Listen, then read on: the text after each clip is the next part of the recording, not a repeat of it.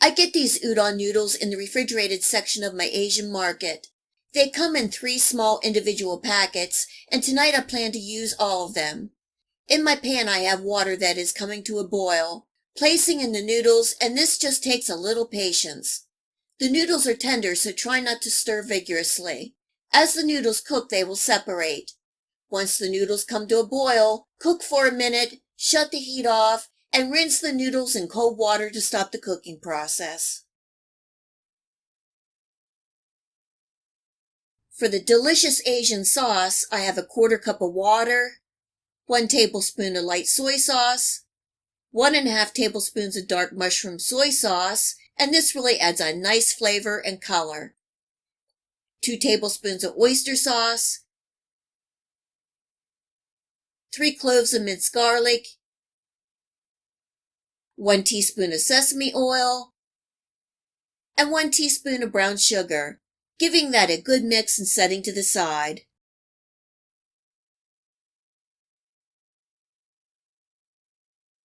I have 3/4 to a pound of cubed boneless chicken thighs.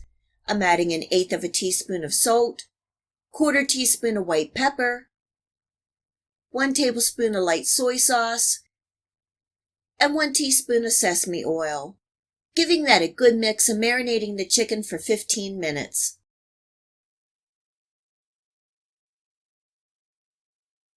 In my wok on high heat, I'm adding about a 1/4 cup of vegetable oil to coat the bottom and the sides, and I'm placing in my chicken and leveling out. I'm letting the chicken cook for about 20 seconds before stirring. This is going to help the chicken form a nice crust and also prevent the chicken from sticking to the pan. Cooking the chicken for 3 to 4 minutes and then removing from the pan and setting to the side.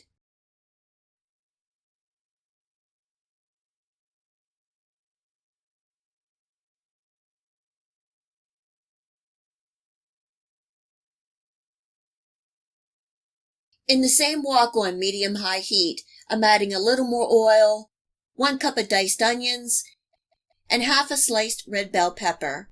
Cooking and stirring for a couple minutes. I have 3 large stalks of bok choy that I'm mostly using the white part. The bok choy really adds a nice texture and crunch and freshness to this stir fry. Cooking and stirring for another couple minutes.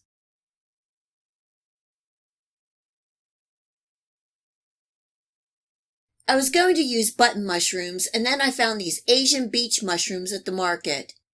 Adding in 1 small package or about 1 cup of mushrooms. Cooking and stirring for 1 minute.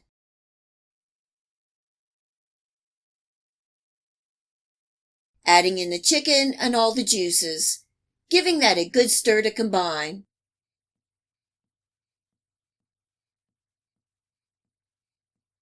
In goes the cooked udon noodles and pouring over that delicious Asian sauce on top.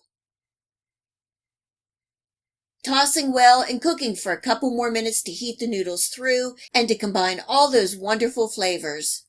The udon noodles will soak up some of that good sauce. Just before the final toss, I'm adding in 3 thinly sliced garden onions. 1 final toss, and we are ready to eat. If you haven't given udon noodles a try, definitely put them on your list. They are thick, chewy, comforting Japanese noodles that soak up any flavor you add. Udon noodles are not only good in soups, but they add a great texture and flavor to stir fries. Add the meat and the vegetables that you like. I hope you give my udon noodle stir fry a try and enjoy.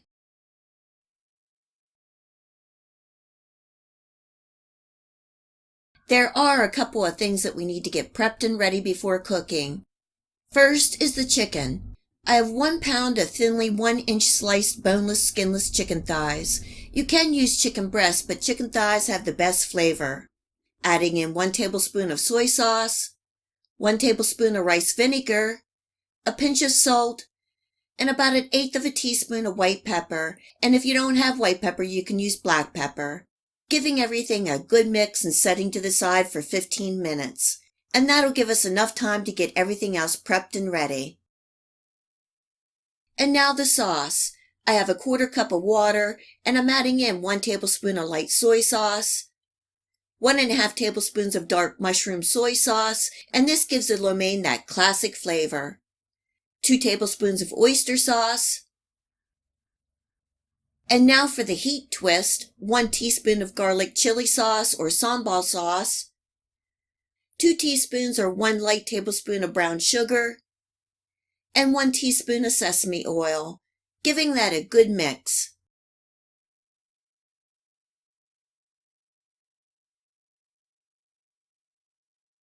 This is 1 pound of lo mein egg noodles. I'm cooking for 4 to 5 minutes according to the package instructions, and then rinsing in cold water to stop the cooking. Just be careful, you don't want to overcook the noodles. I have all my vegetables prepped and we are ready to cook. In my wok on high heat, I added enough oil to coat the sides and bottom. Make sure your wok is nice and hot before adding the oil. Placing in my chicken and leveling out. Letting the chicken cook for 20 to 30 seconds before stirring to form a nice crust and flavor. The chicken will only take 4 to 5 minutes to cook, then remove from the pan and set to the side. In my wok on medium heat, I added more oil and 1 cup each of thinly sliced onions and bell peppers. You can use the vegetables that you like, and I'm using what I have available. Cooking and stirring for a minute and adding in 5 cloves of minced garlic. Cooking and stirring for 2 minutes, and then I'm adding in 1 cup or 2 stalks of bok choy where I separated the white and green. And this is another part of the spicy. About 6 red chilies that I cut in half and removed the seeds. If you like really spicy, leave the seeds in if you dare. Cooking and stirring for a minute. I found a great deal on snow peas and I couldn't resist. As you can see, this lo mein is full of vegetables and textures. Cooking and stirring for another minute.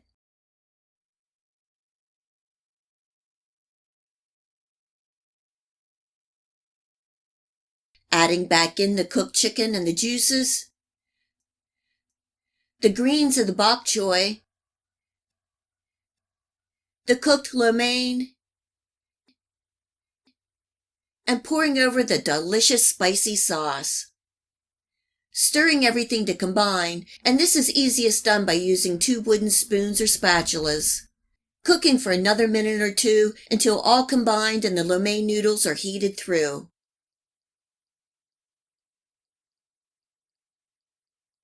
Right before my final toss, I'm adding in a handful of chopped green onions. Tossing a couple more times and we are ready to eat.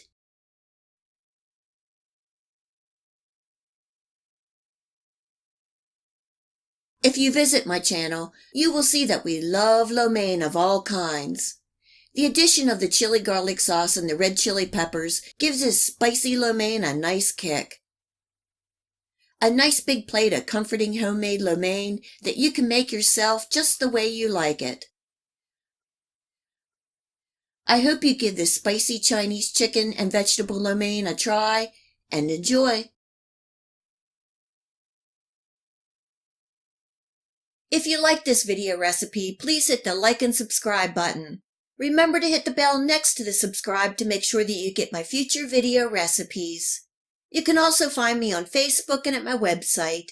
Feel free to share this recipe and my channel with your friends and family. And until next time, much love!